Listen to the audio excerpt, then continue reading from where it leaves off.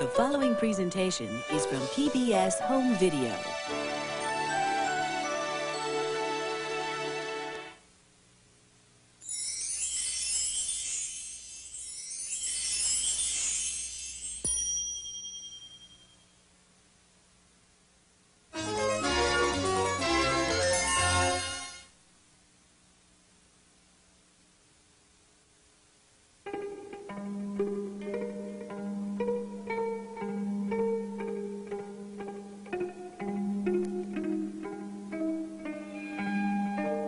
Every so often there comes a man who is able to see the universe in a totally new way, whose vision upsets the very foundations of the world as we know it.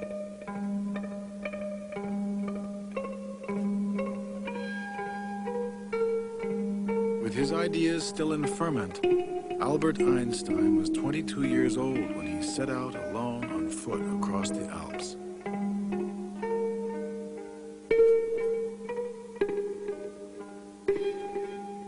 In his youthful passage through the mountains, he longed to grasp the hidden design, the underlying principles of nature.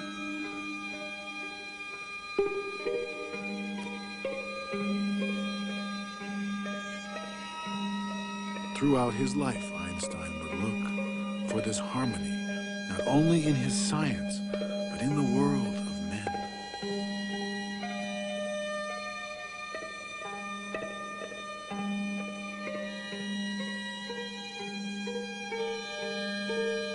The world wanted to know Albert Einstein, yet he remained a mystery to those who only saw his public face, and perhaps to himself as well.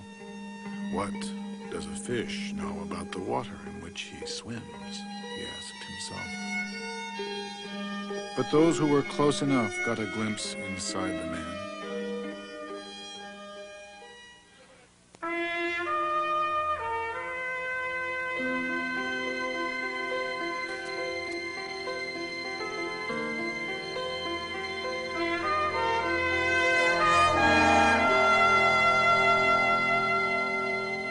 American Masters is made possible by a major grant from the National Endowment for the Arts, the Corporation for Public Broadcasting, and by the financial support of viewers like you.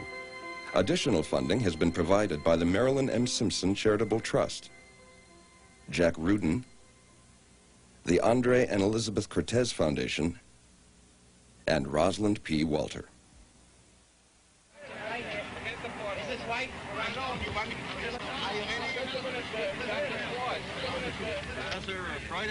Sie hier in Amerika wieder zu sein? Wenn ich Sie sehe, sicher. He loved Jewish jokes. I have told him many, and I wish that I could just... The thing I wish most is that I would have a record in which I could capture Einstein's laughter when he heard a good Jewish joke. He would laugh. His laughter sounded something like the bark of a contented seal, you know. I mean, it was a very strange sound. What do you think of prohibition, Professor? Ich trinke nicht, also ist mir das ganz gleich. He doesn't drink at all, so he is not interested in this place. It was like someone who looked from many, many, many dimensions, whether they'll be proven or not, and could see the whole. And that is why I think he loved puzzles so much. But the combination of that vast, somewhere inner detachment and the enormous ethical commitment was a very wonderful thing. It was totally integrated into one flesh and bones. And I think that's rare from my experience. Although he knew who he was, although he was aware of his celebrity, he always took it with humor and always laughed at it and at himself.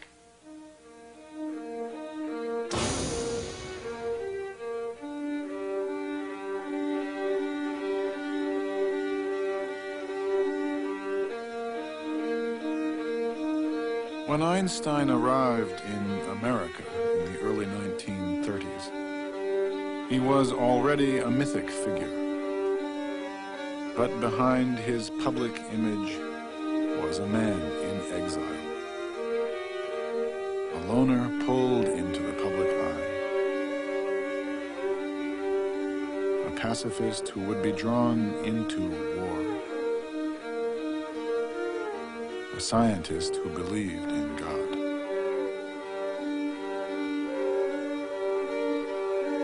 He simplified his life to focus on his work. Socks were unnecessary. A leather jacket would never need replacing.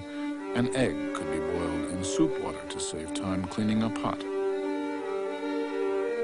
Aside from his work, his pleasures were few, sailing and his violin. He worked more like an artist than a scientist, arriving at a theory not so much by experimental deduction, but confidently by intuition. The significance of Einstein's work is that it was really fundamental to an understanding of the nature of the universe, the nature of the world in which we live, and that it was characterized by an astonishing amount of originality. New ideas are what are important about Einstein's theories. Not to be cowed by authority, not to be awed by what the ancestors said. It is, in other words, it is an attitude where you take a fresh look at any question that comes your way. And in that regard, Einstein was among the greatest men of science of all time, one may say, in finding where the question is. When he was 15 years old, he had asked himself, what would the world look like if I were speeding along on a motorcycle at the speed of light? What would I see? Well, you see, he answered that question in his 1905 paper on special relativity. And presumably, from the time he was 15 until 25 or 26, 1905, he kept thinking about that question. That same year, working at the patent office in Bern, Switzerland, he published 3 papers that changed man's conception of the universe. He questioned our basic notions of time and space that had lasted 300 years and gave the world a revolutionary new way of understanding it. His still unproven theory of relativity shocked the world with new images.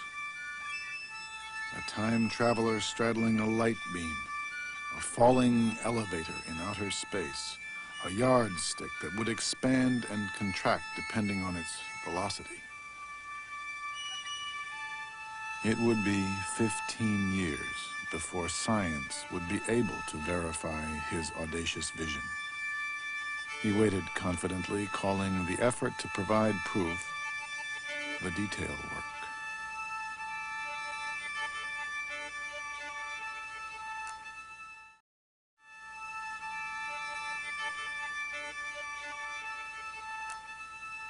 Einstein had the faith that relativity was right. Now, why do you have such a faith? Because it is simple, it is beautiful, and those are the criteria that were more important to him, as in fact to, I think, most scientists. More important than any other criteria one can think of.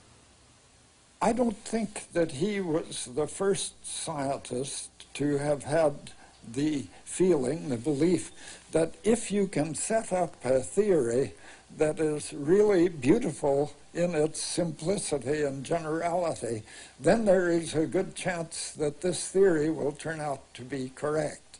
This, I think, was a guiding principle for Einstein, that there is sense and beauty in the physical world. One of his most important characteristics is that he was unafraid of time.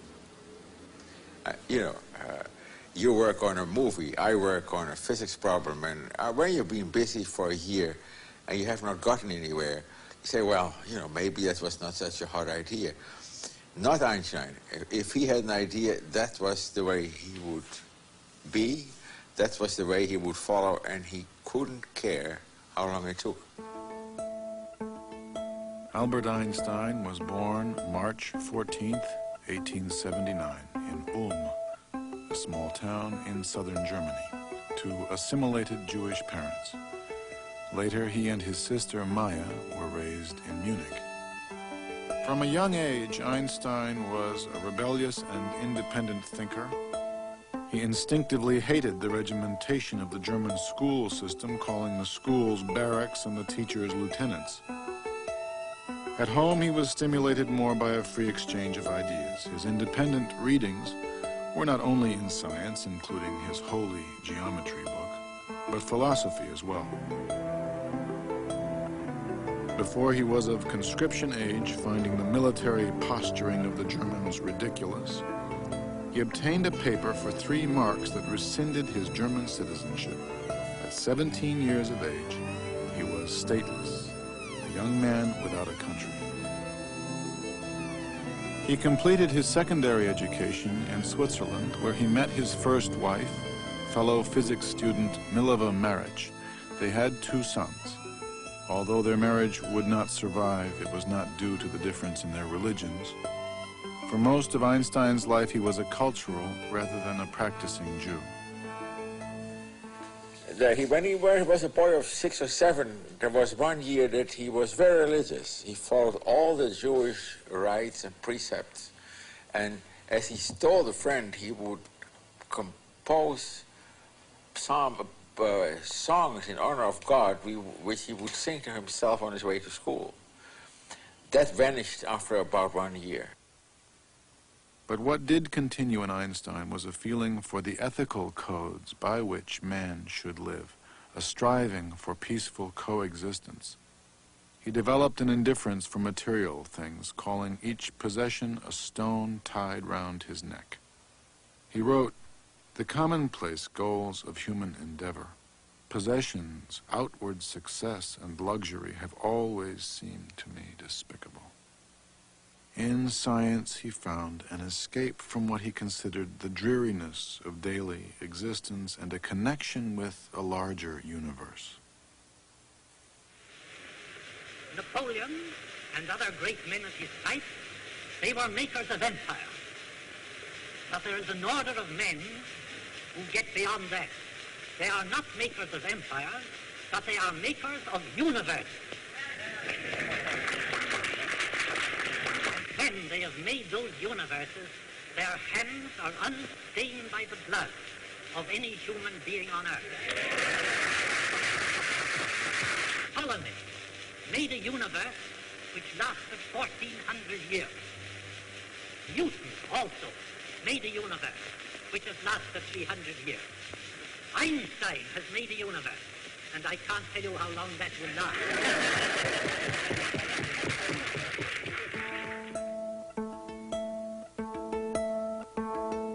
Einstein's universe truly began in 1919 when science finally caught up with his theories.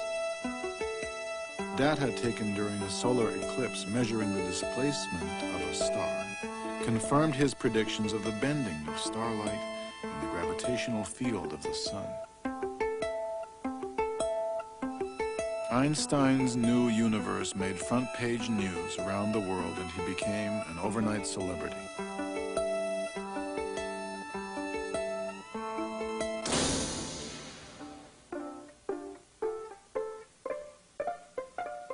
Two years later, while traveling to Japan, Einstein learned that he had been awarded the Nobel Prize in physics.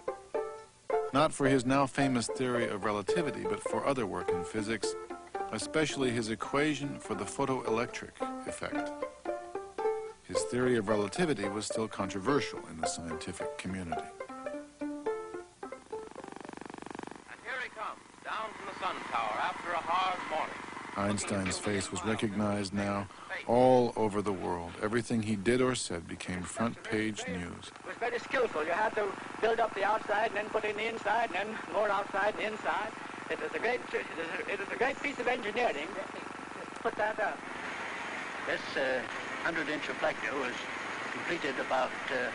Fame gave Einstein a new and powerful political platform. But his personal life had been in crisis. He had divorced Mileva after 5 years of separation and married his first cousin, Elsa, who had nursed Einstein back to health when he was ill in Berlin. Now she cared for Einstein as they traveled around the world. He used the occasions intended to honor him to voice his distrust of militarism, his desire for an international dialogue among scientists, and the need for an international organization of nations.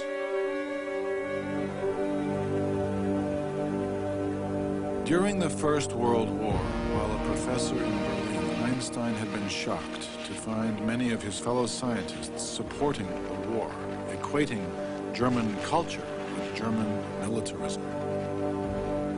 The first time that Einstein made any political public statement was during the First World War, when a very small number of people made a proposal for all intellectuals in Europe to band together to help keep alive Europe's culture. In the course of time, he became what you may call a pacifist. For example, he was a great admirer of Gandhi's ideas of passive resistance. He was very much in favor of people not joining armies of whatever nation. The nature of his pacifism is perhaps best stated in the word supranationalism. With Mahatma Gandhi, he signed a manifesto against obligatory military service, suggesting that if only 2% of the population of each country refused induction, there could be no armies.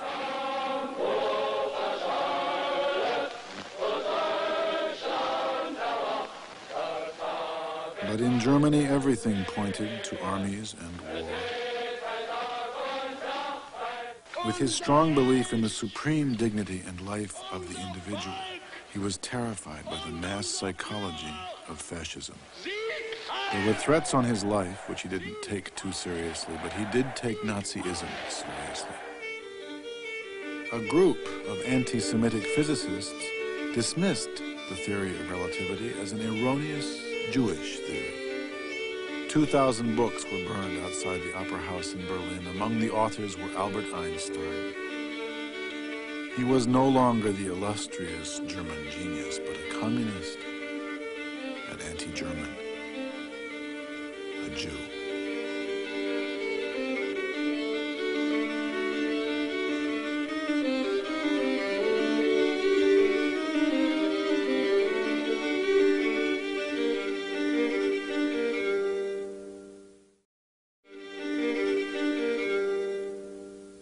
I've often asked myself the question, what do we mean when we say that Einstein was a Jew?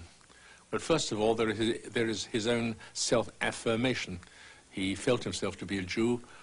He was attached to the prophetic element, I believe, in the Jewish legacy and tradition. He was a Jew in the sense that whatever happened to Jews happened to him. And this, of course, was dramatized by the fact that Nazi Germany couldn't possibly sustain him because he was a Jew. No matter how great was his eminence, he was the victim of the Jewish fate and of the Jewish affliction. And in a sense, his wandering in the later years of his life seemed to symbolize the condition of the Jewish people as a people which had much influence but no power to open a single door. He never forgave the Germans for what they had done. Never.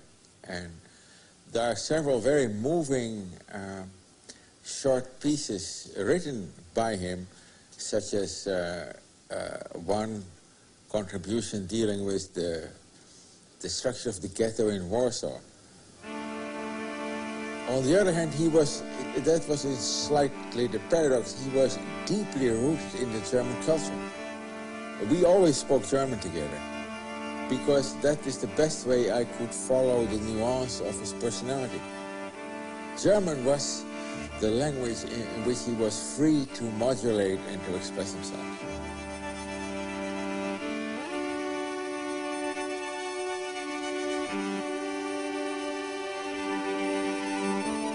In 1929, in Kaputh, outside of Berlin, Einstein and Elsa built a summer residence which he called his hut.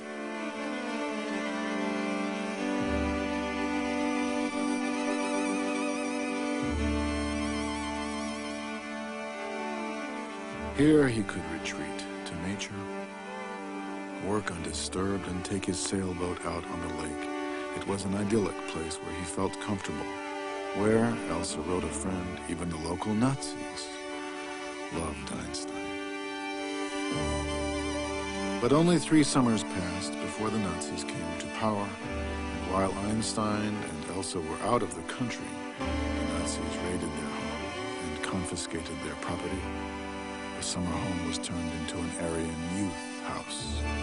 A year later, the local newspaper advertised his boat for sale.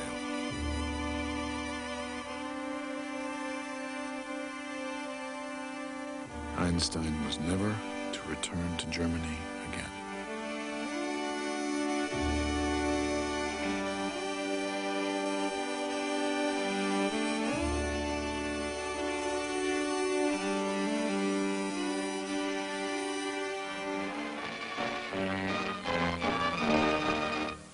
Dr. Einstein, who gave the world its biggest headache, is back in California again with his wife.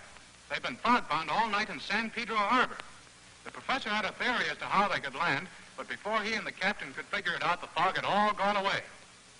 Now he's going to the Institute of Technology in Pasadena to work with other distinguished scientists. There his theory will be thoroughly discussed and analyzed, and if it is what he says it is, why then everything will be all right, won't it? Of course, it might be possible that he's come here to find out what it's all about. America held out the hope for freedom to Einstein and others escaping Hitler's persecution. On first impression, Einstein felt that Americans were optimistic and forward-looking, free from the rigidity of European society. While giving lectures across the country and considering a position at Caltech, Einstein discovered his first real taste of America.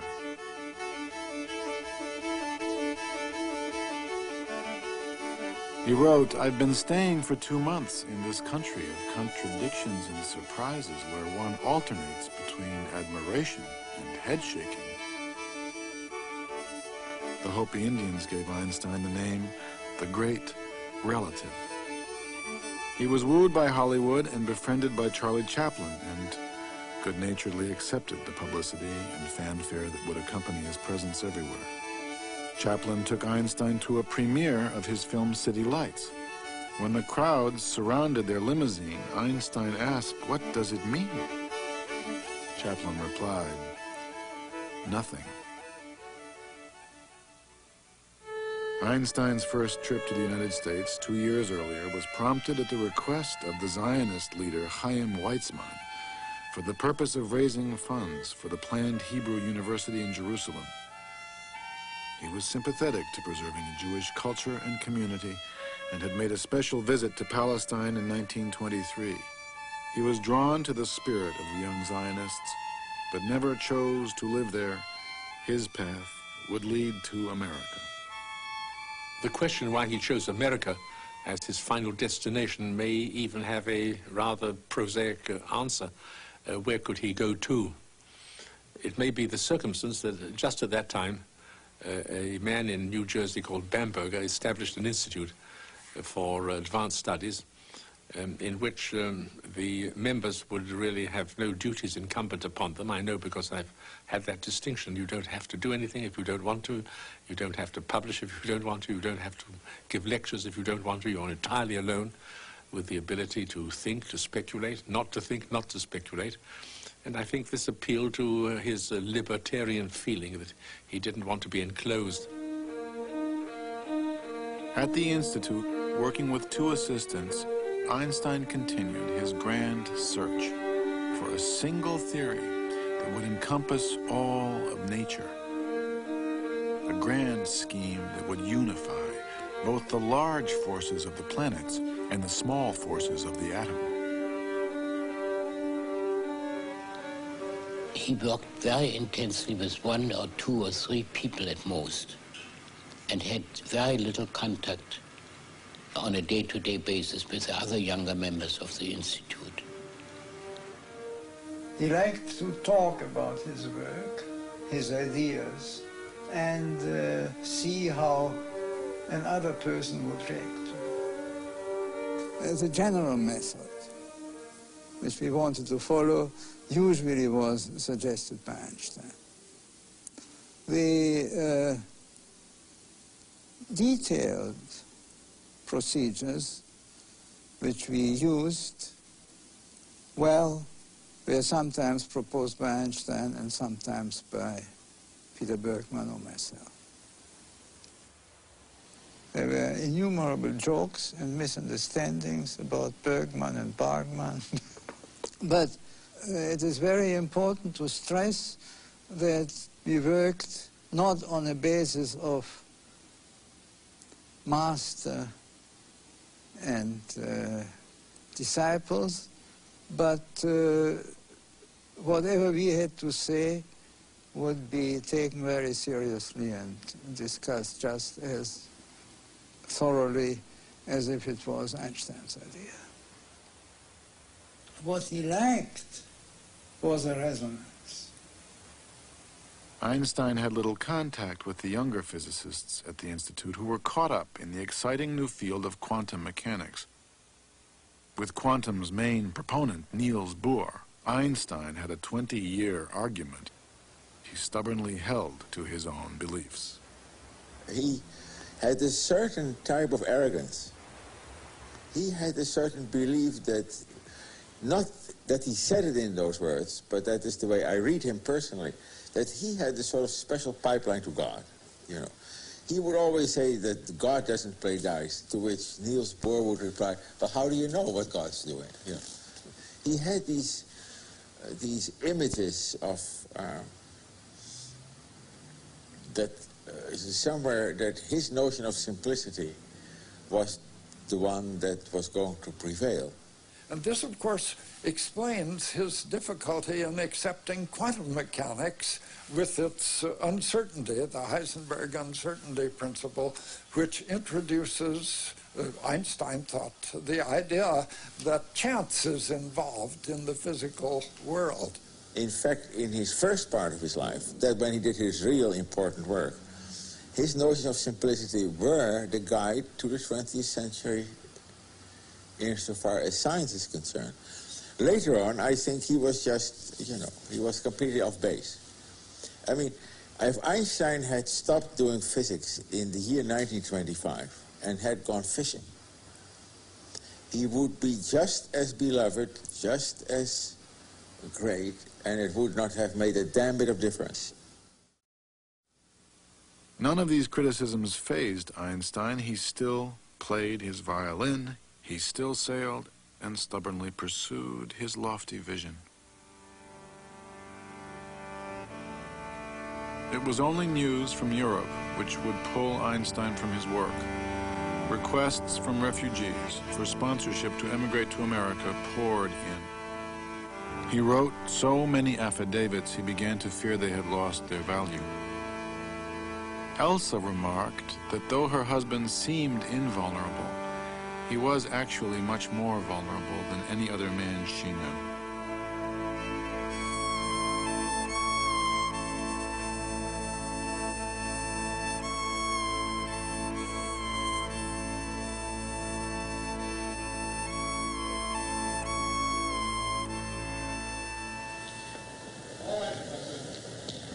We are concerned here with an act of humanity, with the maintaining of cultural values, and not least with a measure of considerable political importance. The effect upon all nations, and not least upon the Germans, of the fate of these innocent people so maliciously persecuted must not be underestimated. To leave these victims to their misery would be a heavy blow to all those who believe in human solidarity and would encourage those who believe only in force and oppression and who act accordingly. When the Nazis came into power, Einstein, I think, was faced with a dilemma. Should he continue with his pacifism, or should he do what he could to resist the Nazis in their effort to get control of the whole world? He said that he would be willing to subscribe to the idea to resist force with force.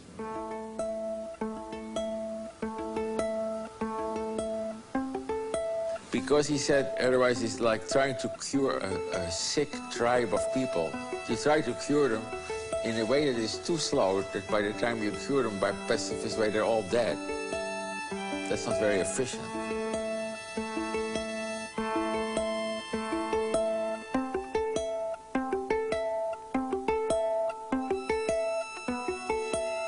Einstein wrote a close friend, due to the wretched traditions of the Germans, who are such a badly messed up people, it will be very difficult to remedy the situation by sensible, not to speak of humane, means. I keep hoping that at the end of the war, with God's benevolent help, they will largely kill each other off. Many absolute pacifists felt betrayed by Einstein's militant pacifism. But Hitler forced his hand.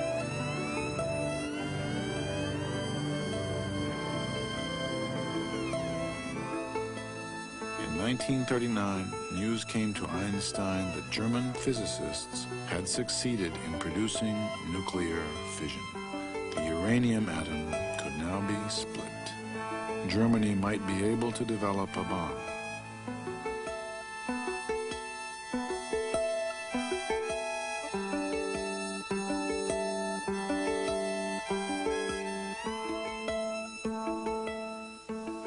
We were very worried that the Germans will develop atomic weapons.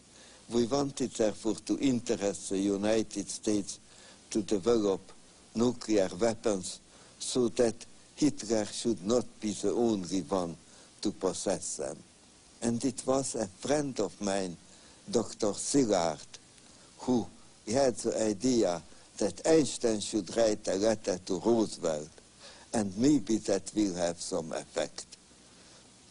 He did not know about the fission process, which was, of course, the basis of the difficulty.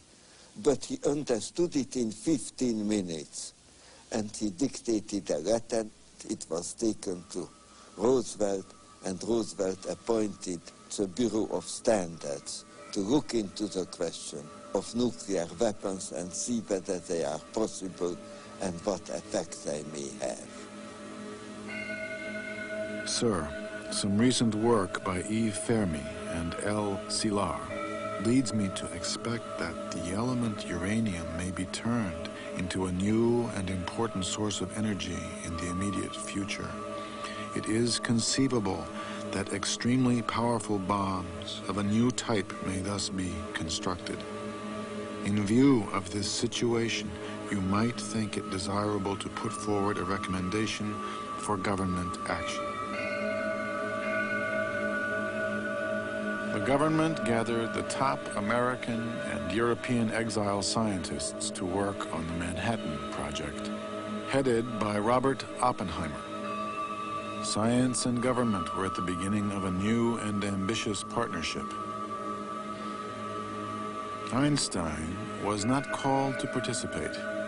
He remained in Princeton. The work at Los Alamos was considered too confidential to be entrusted to Einstein. He was considered a security risk. But we did not want it to be exploded over a Japanese city, but over open territory to show it to the Japanese scientists that there is such thing terrible, and Japan should come to a good peace with the United States. Well, we tried to persuade the people, the government, but we did not succeed. On March 25th, 1945, Einstein sent a second letter to President Roosevelt, warning of the catastrophic consequences that would result if the atom bomb were ever actually used. FDR died a few days later. The letter lay unopened on his desk.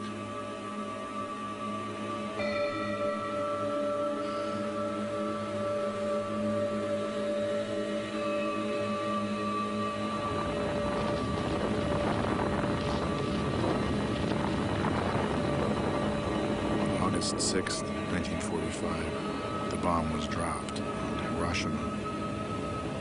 3 days later, another bomb was dropped on Nagasaki. Captain Behan, what was your most outstanding experience on this historic flight? I suppose it was when the clouds opened up over the target at Nagasaki. The target was there pretty as a picture. I made the run, let the bomb go. That was my greatest thrill.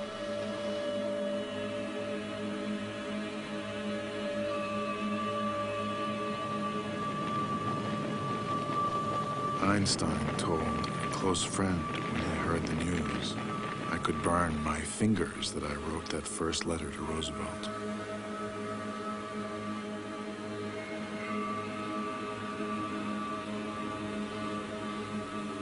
The ancient Chinese were right. It is impossible to know the results of your actions.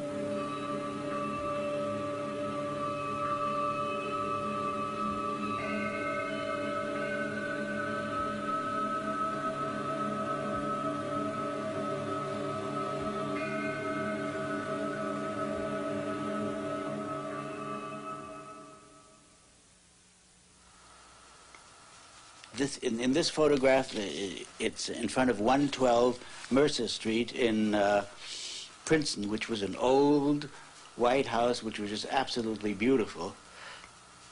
It's a real, I don't know what's happened to it today. I hope that somebody would preserve that as a shrine. But although in his will it states that that shouldn't happen. Well, houses have spirits. I mean, there was something about that house. That old American shingle house with the low, low ceilings and everything a little bit lopsided. And that old, great, big German furniture. And there was this simplicity, a stillness in that house, this sweetness. But it was created so much by the women of the house, to me. Since Elsa's death in 1936, Einstein had been living with his stepdaughter, Margot, his secretary of 20 years, Helen Dukas, and his sister, Maya.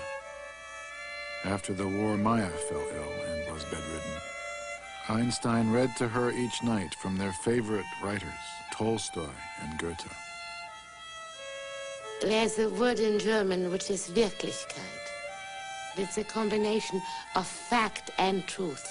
And that genuine feeling and that sweetness and that quiet, Wirklichkeit, was in that house.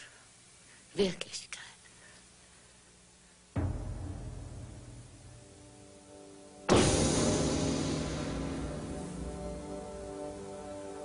The media sensationalized Einstein's role in the building of the atom bomb. They called him the father of the bomb. But he was not. Although Einstein's theoretical formulation E equals mc squared was the basis for nuclear fission, it was only a description of nature, not a prescription for a bomb. Einstein did not feel guilty about his science, but he did feel guilty. I didn't see much of Einstein until after the war. We usually talked about world affairs rather than about science. One evening, Einstein said, and I tried to fix this in my mind while he was saying it, and immediately afterward I left, and as soon as he had gone back in the house, I got out my diary and wrote down just what he had said. He said, I made one mistake in my life when I signed that letter to President Roosevelt advocating that the atomic bombs be built. But perhaps I can be forgiven for that, because we all felt that there was a high probability that the Germans were working on this problem, and they might succeed and use the atomic bomb to become the master race. Einstein's link to the atom bomb brought an onslaught of letters and telegrams. Helen Dukas tried to protect him. He withdrew to Mercer Street. But the sweetness was not the same.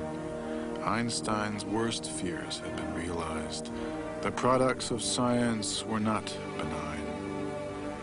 Man could now destroy the world. Einstein was burdened by the misuse of what he loved most, and believed that now a dramatic new way of thinking was needed. He felt a profound moral obligation to act.